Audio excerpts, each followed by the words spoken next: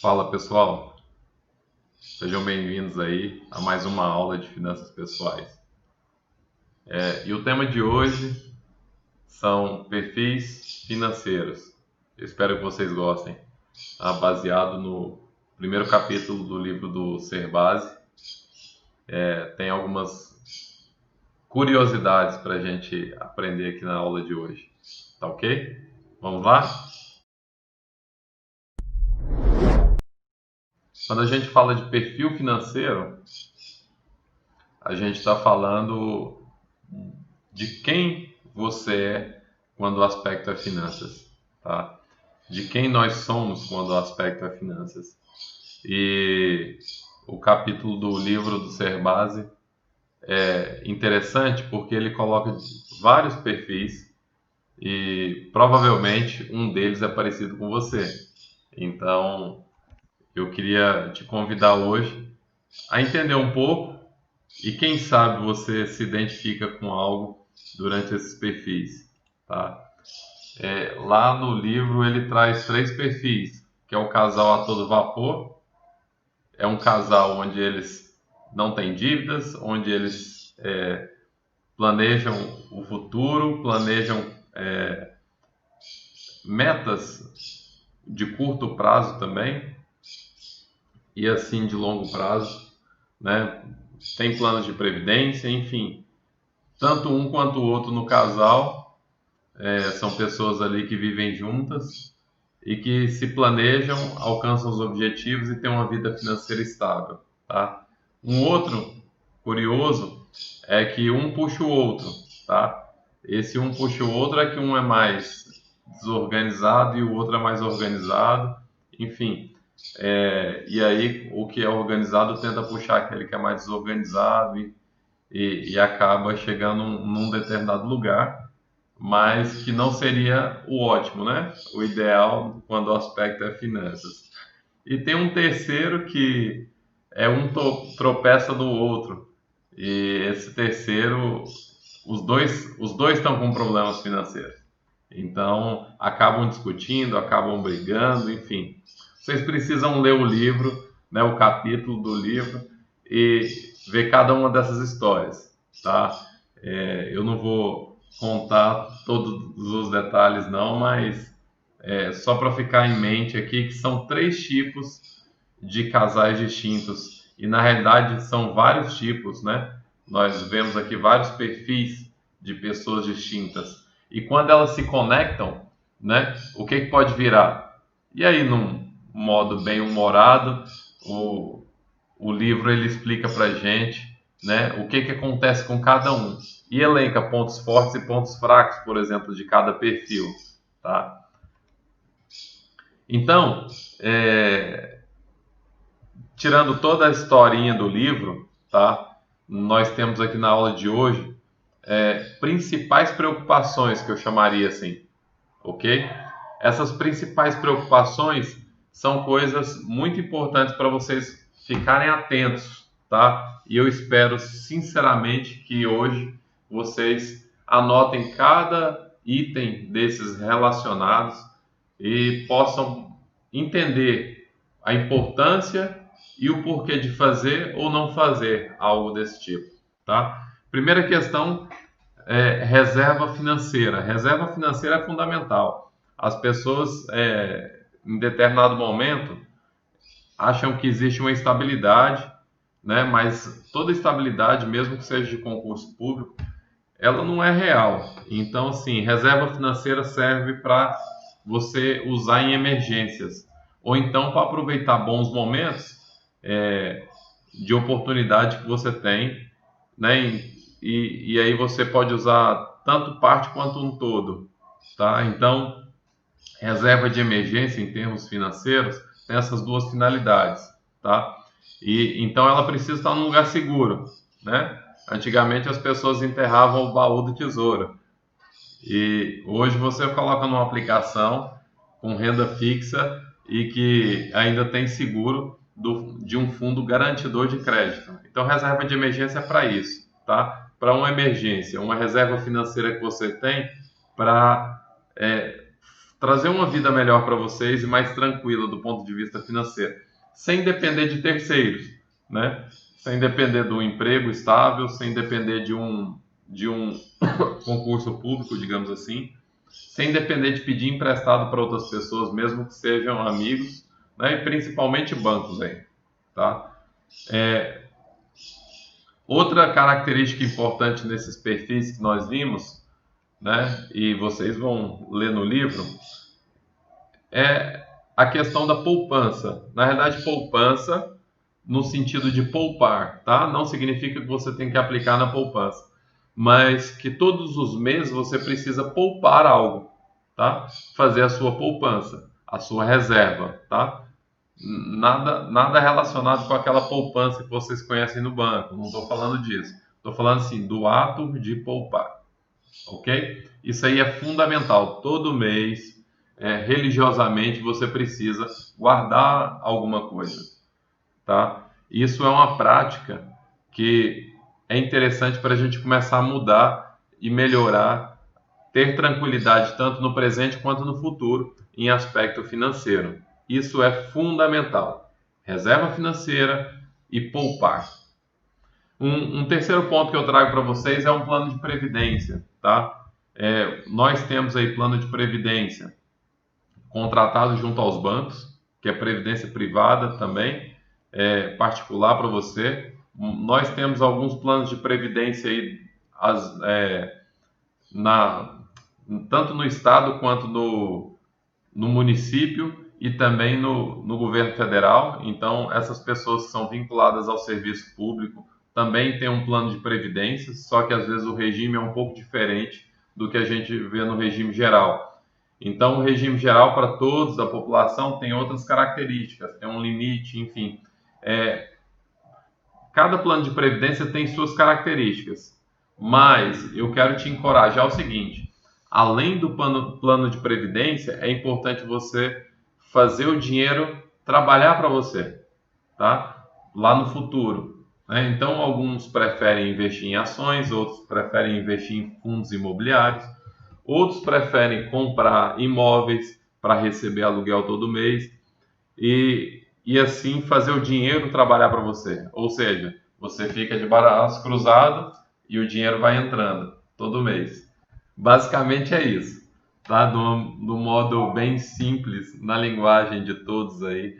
É uma forma de passar esse conteúdo para vocês. Mas importante, plano de previdência. Vai chegar uma hora da sua vida, né? Sei lá, 60, 70 anos, que você não vai estar com um saco mais de trabalhar e vai querer aproveitar mais as coisas da vida, enfim. Vai ter um momento com menos energia, né? Quando a gente é jovem, a gente tem muita energia, mas quando a gente é mais velho, a gente tem pouca energia.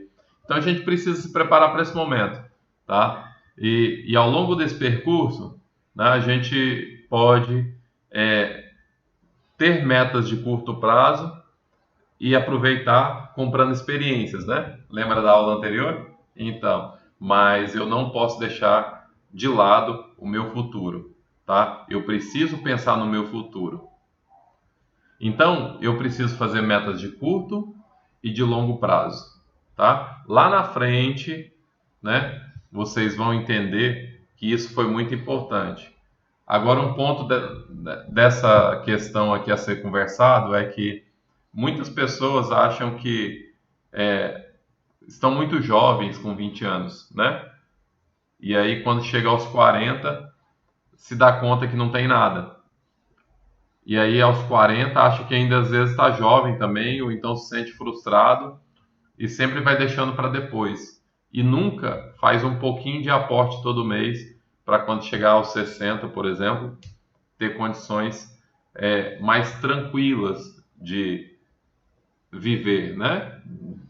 Dessa renda. Então, assim, esses aportes mensais que a gente faz na reserva financeira e o ato de poupar todos os meses te leva a longo prazo, se você trabalhar os investimentos de maneira inteligente, te leva ao longo prazo a ter uma vida mais tranquila, tá?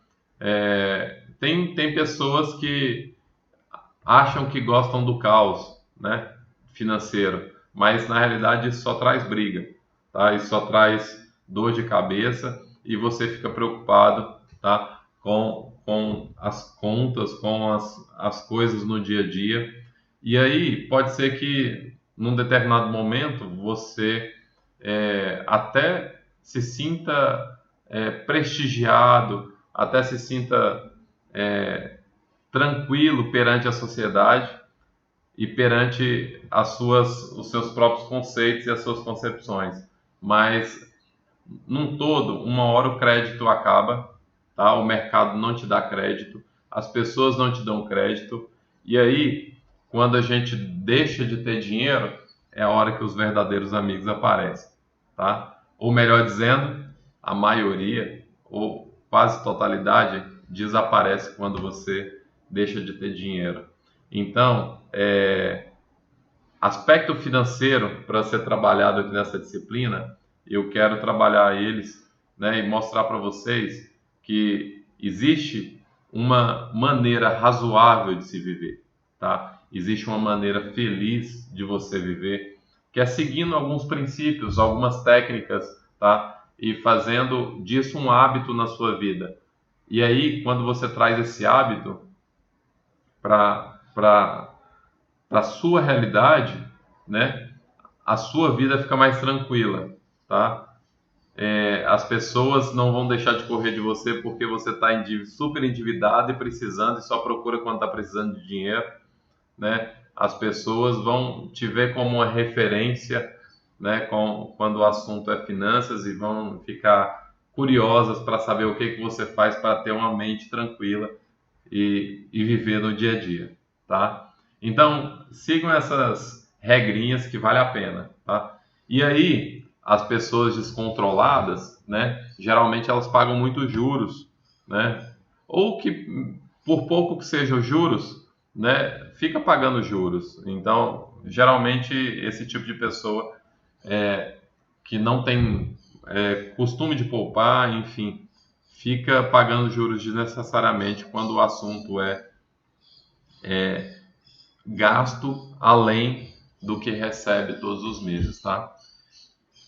Não tem jeito. A conta, geralmente, ela não fecha quando você tem uma rotina desproporcional ao que você ganha. Então, você precisa ter uma vida equilibrada, uma vida onde você tem os ganhos maiores que os gastos e maiores ainda do que a soma dos investimentos. Então, tudo que você ganha, menos o que você gasta e menos o que você investe. Entende? Então, é importante você sempre ter um saldo positivo e aplicar isso para o longo prazo. Ok? Coisas importantes que vocês precisam evitar, por exemplo, precisa trocar de carro com frequência? Imagine trocar de carro todos os anos, né? O livro traz o exemplo de um dos casais onde o cara gosta de trocar de carro todo ano, andar de carrão, enfim. Mas só para vocês saberem, quando você compra um carro, 25% só do fato de você ter entrado nele zero, tirado da concessionária, 25% já tem de depreciação no valor. Então fiquem atentos a esses detalhes. Será que isso realmente é necessário? Né? Sei lá, um carro de 100 mil você vai perder 25 mil. 25 mil no seu orçamento anual. O que dá para fazer com 25 mil? Garanto que muita coisa, tá? Então, fiquem atentos a isso, né? Não tem necessidade, às vezes, de trocar de carro com frequência, ok? Outro ponto também, a gente gosta de se vestir bem, né? Para se sentir bem, enfim. E também, às vezes, algumas profissões requer que você se vista bem para ser bem apresentável, como o caso de vendedores, né? Mas o ponto que eu trago para vocês, que eu acredito ser importante aqui nesse detalhe, é o limite, tá? Tem pessoas que gostam de tudo que é de marca, famosa, enfim, mas tem outras formas de você vestir bem, ser bem apresentável, que não necessariamente você precisa ter coisas caras, tá? Eu digo caro num conceito de que se você pode pagar e isso não te faz falta, necessariamente não significa que seja caro, né? Digamos assim. Pode ser caro tanto nessa ótica, né? O que você não pode pagar para você pode ser caro, quanto pode ser caro também na ótica de comparável a algo. E geralmente aí tem uma armadilha, tá? Você tem dois produtos, um que você acha que ele está mais barato e outro que você acha que ele é mais caro, mas os dois produtos são similares.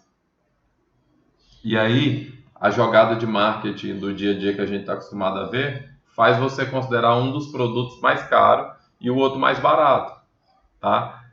E aí você é induzido a comprar o mais barato achando que esse é mais caro. Ou então tem pessoas que são fascinadas por esse mais caro, tá? Eu estou querendo trazer discussão para esse ponto. Então, assim, você tem um visual que você gosta de se vestir, que você gosta de se apresentar, né? Ou você precisa disso, tá? Você pode escolher entre o mais caro e o mais barato, tá? O mais barato, com as características similares, você vai perceber a diferença, tá ok? Principalmente a diferença no seu bolso no final do mês, quando você economizar. Bem, outro ponto que eu quero deixar para vocês também, trazer aqui nessa reflexão, é investir em ações, né, com base na opinião de amigos. Bem, tem muitas pessoas que eu conheço que vivem perguntando para amigos e o cara fala, putz, essa ação aqui está crescendo, cara, investe nela, não sei o que, tá. Cuidado com isso, tá? Seu amigo é profissional do mercado financeiro, seu amigo é profissional de algum banco, entende? Cuidado com as opiniões, tá? Com o oba-oba. Isso aí, no mercado financeiro, traz um negócio que chama efeito manada, tá? E esse efeito manada é onde as pessoas vendem as ações na hora errada e compram na hora errada. Então, assim, investir em ações é muito delicado. Você precisa ter um certo grau de conhecimento e assessoria técnica para poder fazer isso. Então, não se arrisquem. Não é uma loteria, tá? Não é algo que uma banca de jogo, né? Que você vai ali, faz aquela jogatina, enfim.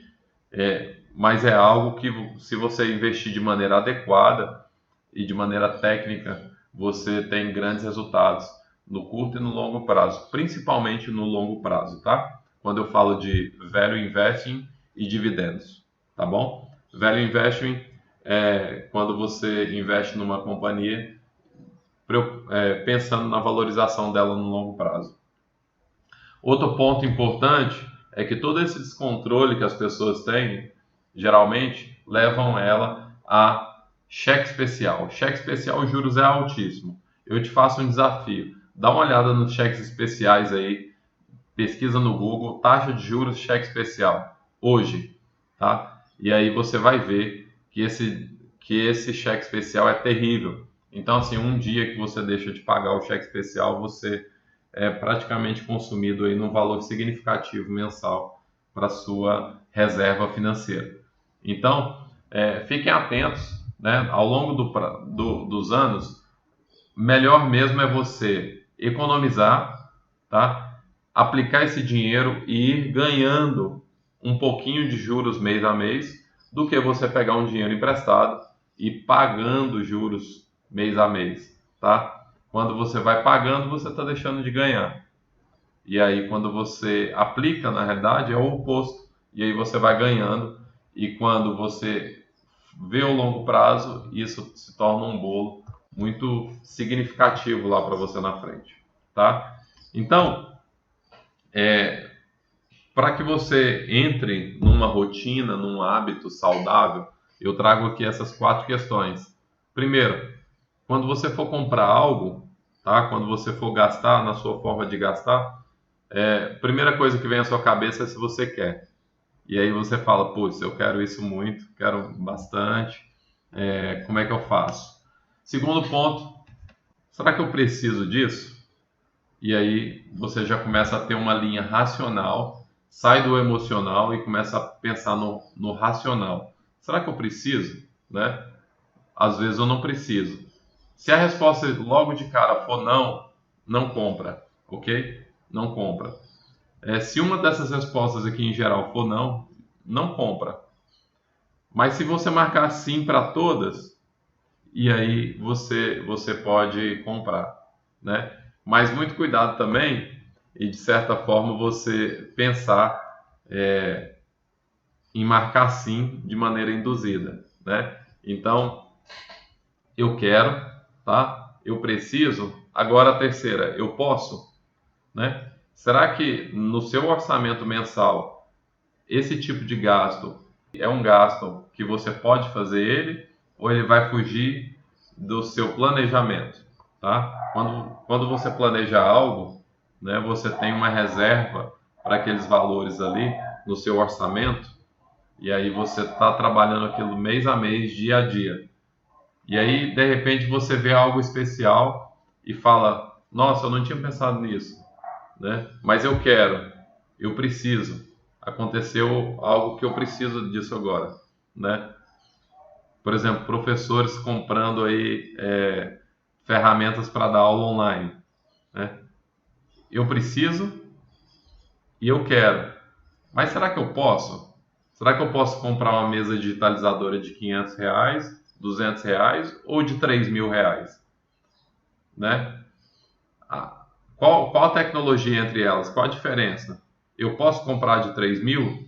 Isso vai fazer falta para mim? Ou eu devo comprar de 200 ou a de R$ 500? Qual a ferramenta delas resolve meu problema, né? Me ajuda para as aulas online e eu consigo marcar sim aqui nas três. A 4, eu devo comprar uma de 3.000 se ela tem a mesma funcionalidade de R$ 500, tá? A de 200, provavelmente, pelo que a gente já pesquisou, na prática, não tem as mesmas funcionalidades do que a de 400, tá? Uma razoável, né, com boas funcionalidades, na faixa de R$ 500, R$ 600. Por que eu vou pagar 3.000 se a gente pode pagar num produto similar essa de 400, de 500, R$ 600, entende? Então, assim, eu quero, eu preciso, eu posso, eu devo. São perguntas chaves, tá? Do dia a dia que você precisa ter. E aí, na nossa atividade, vocês vão ver que a gente tem os perfis, tá? Eu quero encorajar vocês a ir lá fazer as atividades, né? Tem um questionáriozinho para a gente traçar o perfil de cada um e tentar identificar isso na turma. Vai ser muito legal, tá? Ao final das contas, a gente vai ver esses resultados, tá? Eu tenho esses perfis no livro do Serbase, que é o poupador, o gastador, o descontrolado, o desligado e o financista, tá? O financista geralmente é o chato da família, mas ele tem facilidade de praticar os planos que ele fez, mas geralmente a família boicota, tá? Desligado, geralmente são pessoas que têm folga financeira, mas não estipulam metas, né? E pelas suas boas profissões recebem bons montantes de dinheiro, mas no dia a dia acaba não se preocupando com o controle de gastos ou atingir objetivos específicos, porque a pessoa é desligada e acaba não cumprindo objetivos, né? Não tem método de crescimento aí. Se tivesse, fosse um pouco mais parecido com o financista, explodiria de resultado, tá? Descontrolados. São pessoas que não gostam de controle também, são desorientados, não têm disciplina nenhuma e têm uma propensão alta a gastar, né? Ponto forte eu acho que não existe, tá? Para a pessoa descontrolada. Então, é o pior de todos. Eu acho que não. Se você está nessa situação, se você se identificou com essa situação, vamos tentar melhorar isso durante o curso, tá? E um outro perfil é o gastador, tá? Tem hábitos pouco rotineiros aí, geralmente gosta muito das tendências do mercado. Pô, lançou o iPhone, vou lá comprar o iPhone zerado, tá? Mas sem poder. Lembra das 4 perguntas? Sem poder, se não pode, não compra, tá? Gosta de muitos hobbies, enfim, mas de certa forma, no dia a dia vive inseguro e principalmente o seu futuro é muito incerto, tá? Essas pessoas não gostam muito de controle. E há um quinto perfil que é o poupador, tá? Ele geralmente tem disciplina, né? Capacidade de organizar, mas em contraponto tem um padrão de vida simples, tá? Às vezes a pessoa ganha menos, mas consegue poupar, consegue ter uma rotina de disciplina, mas o padrão de vida simples, restrita, né? A novas tendências. Então, em que ponto você se encaixa e que ponto você viveria feliz ou o que você pode melhorar de cada um deles, tá? Só uma dica, olhem o poupador e olhem o financista e tentem trabalhar um pouco dessas características e pontos fortes para vocês. Valeu? Até a próxima aula. Nós vamos para o capítulo 2 do Ser Base na próxima aula.